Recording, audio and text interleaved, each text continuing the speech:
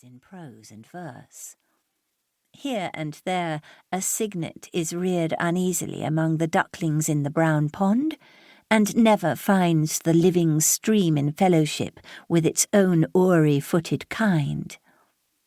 Here and there is born a Saint Teresa, foundress of nothing, whose loving heartbeats and sobs after an unattained goodness tremble off and are dispersed among hindrances, instead of centering in some long-recognizable deed.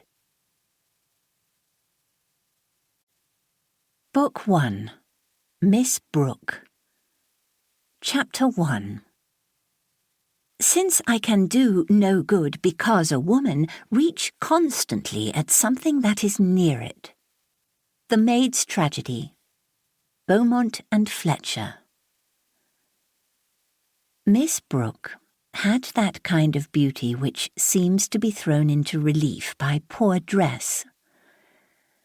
Her hand and wrist were so finely formed that she could wear sleeves not less bare of style than those in which the Blessed Virgin appeared to Italian painters, and her profile as well as her stature and bearing seemed to gain the more dignity from her plain garments, which, by the side of provincial fashion, gave her the impressiveness of a fine quotation from the Bible, or from one of our elder poets in a paragraph of today's newspaper.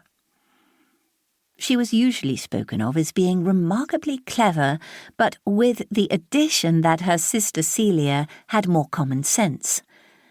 Nevertheless, Celia wore scarcely more trimmings, and it was only to close observers that her dress differed from her sister's, and had a shade of coquetry in its arrangements, for Miss Brooke's plain dressing was due to mixed conditions, in most of which her sister shared. The pride of being ladies had something to do with it. The Brooke connections, though not exactly aristocratic, were unquestionably good. If you inquired backward for a generation or two, you would not find any yard-measuring or parcel-tying forefathers anything lower than an admiral or a clergyman, and there was even an ancestor discernible as a Puritan gentleman who served under Cromwell, but afterwards conformed and managed to come out of all political troubles as the proprietor of a respectable family estate.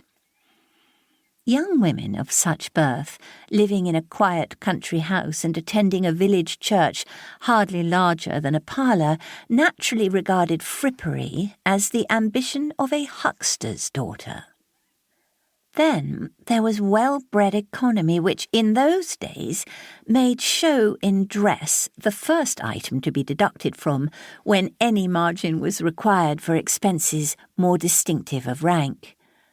Such reasons would have been enough to account for plain dress, quite apart from religious feeling, but in Miss Brooke's case, religion alone would have determined it, and Celia mildly acquiesced in all her sister's sentiments, only infusing them with that common sense which is able to accept momentous doctrines without any eccentric agitation.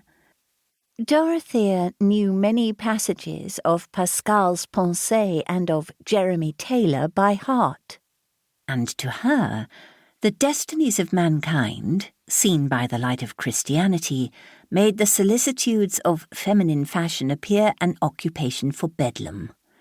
She could not reconcile the anxieties of a spiritual life involving eternal consequences with a keen interest in gimp and artificial protrusions of drapery. Her mind was theoretic, and yearned by its nature after some lofty conception of the world which might frankly include the parish of Tipton and her own rule of conduct there. She was enamoured of intensity and greatness, and rash in embracing whatever seemed to her to have those aspects, likely to seek martyrdom to make retractations, and then to incur martyrdom after all in a quarter where she had not sought it. Certainly such elements in the character of a marriageable girl tended to interfere.